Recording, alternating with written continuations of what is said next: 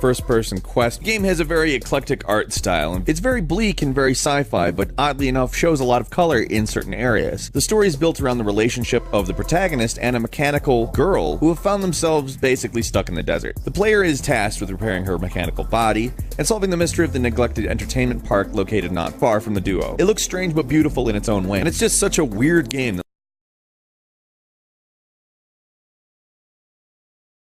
Now you have to have heard of Telltale Games. Their choice-based graphic adventure games have made a huge impact on how we look at adventure games. And Tales from the Borderlands is a great example. Tales does something that Telltale Games typically don't. It leans heavily on comedy. In fact, it's actually called a comedy video game. As you know, the writing for any Borderlands game is very good. And Telltale Games is fantastic at storytelling as well. So when you combine those two things, you have a formula for an episodic game that's going to last quite a while.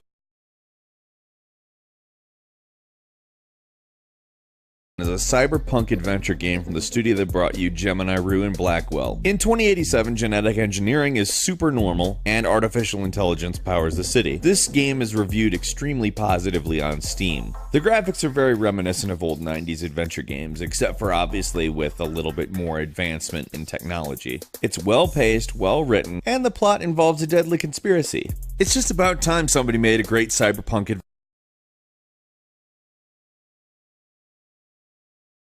Follows the story of a volunteer fire lookout officer in the aftermath of the Yellowstone fires of 1988. Some mysterious occurrences go down, specifically people ransacking the player character Henry's tower while he was out on a routine patrol. Things seem as though they might get a little bit weirder, but we don't really know exactly a whole lot about the game yet. In fact, most of what we know about the game is very interesting ideas, but that actually makes me a lot more Armacrog. If you remember the Neverhood, then you know exactly what Armacrog is, as it is the spiritual successor to the Neverhood and developed by the same gentleman. It returns to the point-and-click style of the Neverhood, which Skull Monkeys, if you remember, departed from it for a more platform-like experience. If you're a fan of point-and-click adventure games, this is a big deal. And it definitely makes sense that it was kickstarted for $900,000. This game is on a lot of people's radars, and for a very good reason. Go Remaster. Not exactly new, but definitely much closer to how Tim Schafer of Double Fine probably envisioned it when he created the game for LucasArts in 1998. At the time, the adventure game was actually somewhat in decline, and Grim Fandango was an attempt to revive the genre. Combining Aztec beliefs in afterlife with a film noir aesthetic, Grim Fandango is an incredibly interesting game, and really worth your time, especially edition of Game of Thrones is at number 7. Featuring some characters from the popular mainline story, Telltale's Game of Thrones follows Roderick Forrester, a young squire who's not really sure what's ahead of him. The Forresters support Robb Stark, who has declared himself the King of the North, and House Forrester obviously gets involved supporting them in the ensuing war. Decidedly a little bit less funny than Tales from the Borderlands, in a clever way Telltale emulates the books and series in setting you up for emotional world.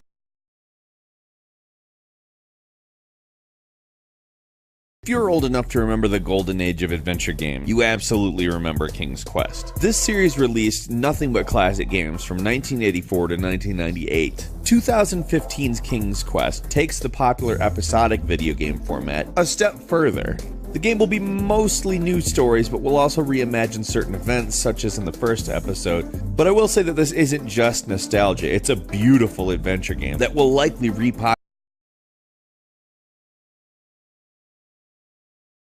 is strange. The game has been called very relatable and focuses on a photography student who discovers she has the ability to rewind time at any moment. If you're familiar with the concept of the butterfly effect, and I don't mean the movie, you know exactly where we're going from here. When themes of memory and identity are used to convey a sort of inner struggle, if you love adventure games with a much deeper story and an interesting mechanic, Life is Strange is really worth your time. I won't follow that up with a pun. If you've played any of these games, do us a favor, leave us a comment, tell us exactly what you thought about it. If we missed any, of course, share them with us as well. The goal is really just to celebrate a great genre. While you're at it, click the like button as well as subscribe to Game Ranks. Come back here daily for new videos. We thank you very much for watching this one. We will see you next time.